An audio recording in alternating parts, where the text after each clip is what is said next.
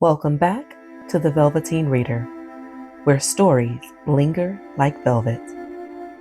Before we begin, let's take a moment to relax. Take a slow, deep breath in and out.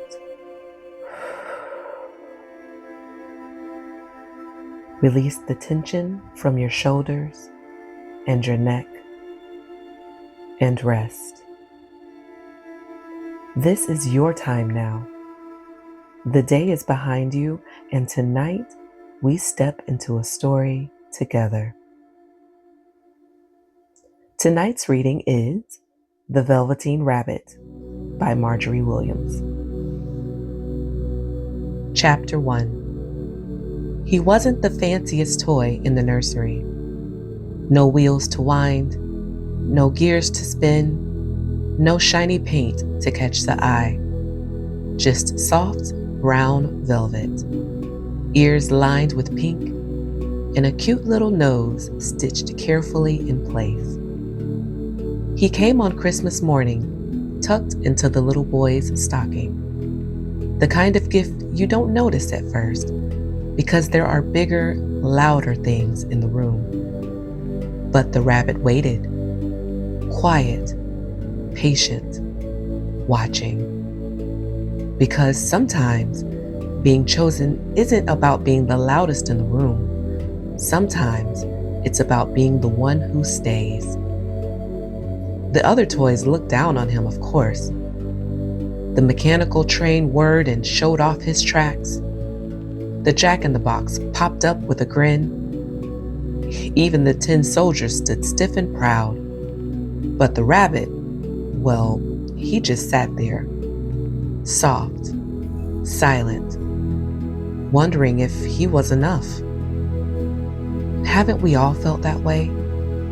Surrounded by things louder, shinier, more impressive, but deep down still hoping someone would see the quiet magic in us? Chapter 2. The rabbit was still new then. Fur sleek, seams neat, eyes bright with that untouched kind of hope. But in the nursery, he felt small, ordinary, invisible. He watched the other toys show off, clicking, whirring, marching in straight lines, and he wondered, was this all he would ever be? One evening, when the room had gone quiet, he turned to the skin horse, the oldest toy in the nursery, worn nearly bare. His fur had been rubbed off in patches, his tail was gone, and one eye sat looser than the other. But when he looked at you, it felt like he saw right through you. The rabbit whispered, "Does it hurt? Becoming real?" The skin horse gave a smile like someone who had been loved so long that he no longer fears the breaking. "Oh yes," he said slowly. "Sometimes it hurts, but not in the way you think. See, real doesn't happen all at once. It takes years of love, of being played with, slept with, carried when you're wanted, dropped when you're not. By the time you're real, you're too worn out to care what you look like. And you don't mind the hurt anymore, because you've been changed by love." The rabbit lay very still, his little stitched heart pounding. He wanted to ask more, but something about the skin horse's voice made him quiet. And maybe you've wondered too, what would it mean to be seen that deeply? To be loved until you stopped pretending and simply just were. That kind of love is rare, but when it finds you, it's worth every sharp edge. Chapter 3. It happened quietly, the way most life-changing things do. No drum roll, no spotlight. One night, the boy reached past the noisy toys and pulled the rabbit close. From then on, everything changed. The rabbit was no longer left behind in the nursery. He was tucked under small arms at bedtime, carried through the garden in daylight, whispered to when no one else was around. His soft body molded into the curve of the boy's chest. His velvet ears grew damp with secrets. And even though his fur grew a little dingier and his seams a little looser, the rabbit became to understand something the skin horse had said. When someone loves you long enough, it wears you down, but it also makes you more alive. There were nights when the boy's dreams shook him awake, and the rabbit was there, steady as breathing. There were mornings when sunlight stretched across the bed, and the boy's hand found the rabbit before it found the day. For the first time, the rabbit felt it, not just being seen, but being kept. And isn't that all what we're longing for? Not just to be noticed for a moment, but to be chosen again and again until our edges soften and our hearts believe it's safe to stay. Chapter 4. Spring came and the world stretched itself awake. The boy carried the rabbit outside, and together they wandered through the garden, where the grass was tall and the air smelled of new beginnings.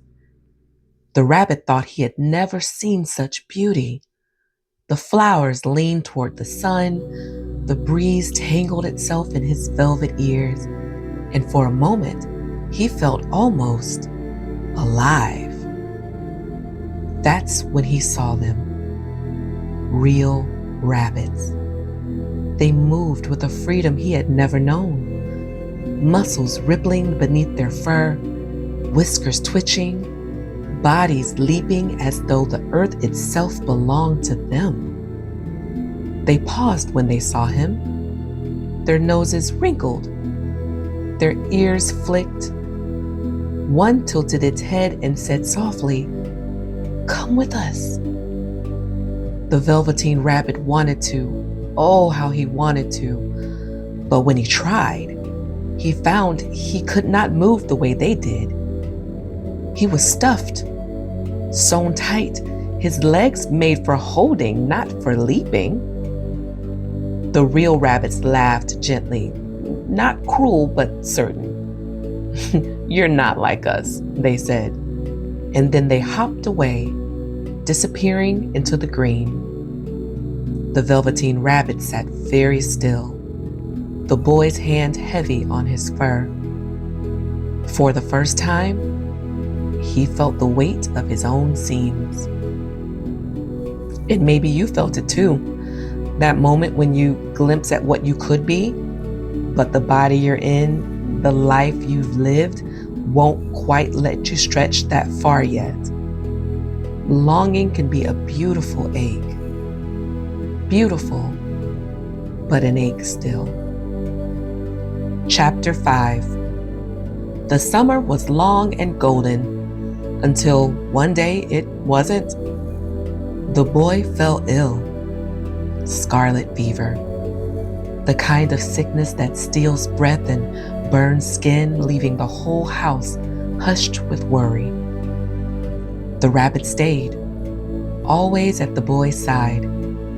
Through the fevers, through the restless tossing, through the nights when the boy whimpered softly into his pillow, the rabbit was there, a quiet witness. He thought, if I could breathe for him, I would.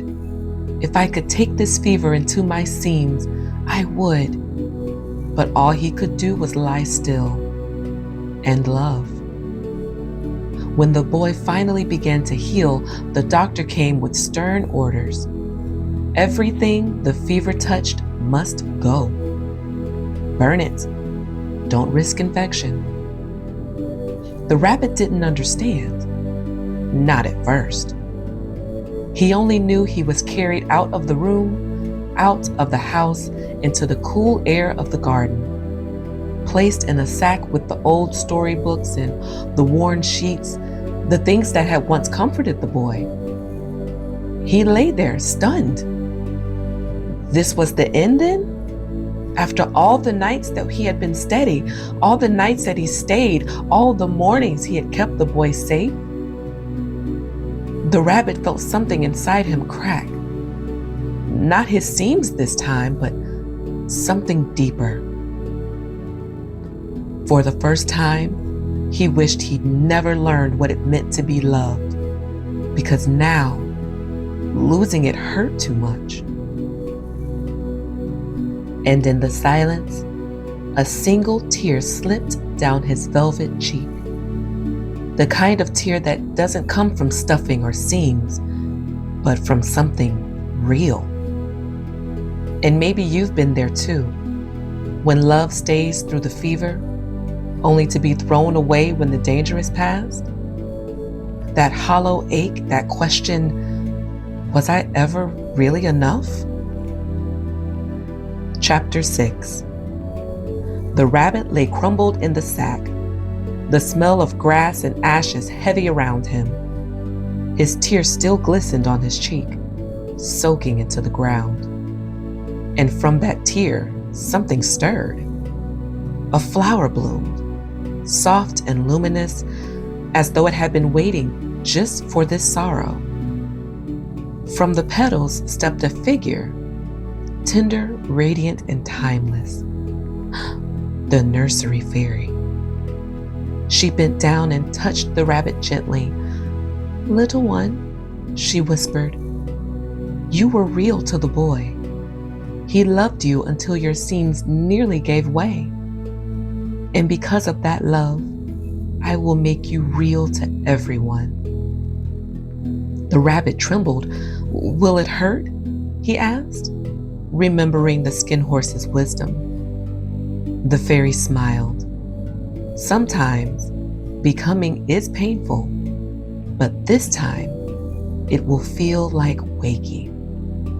She leaned close and kissed him between his velvet ears, and in that instant, the rabbit felt a rush, as if his stitched body had been holding back a river that finally broke free.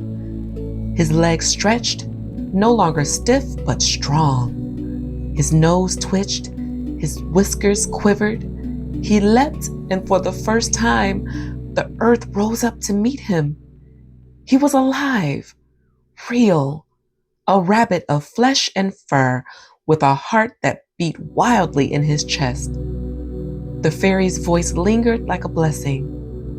"Once you are real, you can never be unreal again. It lasts forever." And maybe that's the secret of love. It marks you in a way that no fire can destroy, that no time can undo. Once you've been made real, you carry it with you, always. Chapter 7. Autumn came and the garden turned quiet again. The boy, still recovering, wandered outside to breathe the crisp air. There, by the edge of the trees, a rabbit sat watching him. Sleek fur, strong legs, bright eyes, alive in every way. The boy tilted his head. Something about this rabbit felt familiar. The curve of his ears, the way he held still, as though he was listening. He knelt down, studying the creature. "You remind me of my rabbit," he whispered softly, almost to himself. The one he had once carried everywhere. The one who had disappeared when the fever passed. The living rabbit twitched his nose, heart racing. He longed to leap forward, to press himself into the boy's arms and say, "It's me. I stayed. I loved you through it all." But instead, he remained still, his whiskers trembling in the wind, because he understood now. Being real meant more than just being seen. It meant carrying love forward, even when it no longer looked the same. The boy smiled faintly, then turned back towards the house. The rabbit stayed where he was, watching, real, whole and alive.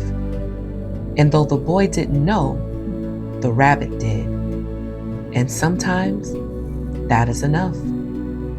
So I wonder, where in your life have you been made real? And can you honor it, even if no one else can see it the way that you do? The end. Thank you for reading with me, the Velveteen Reader. If you'd like more nights like this, subscribe and join me again. Until then, breathe deep, rest well, and sweet dreams.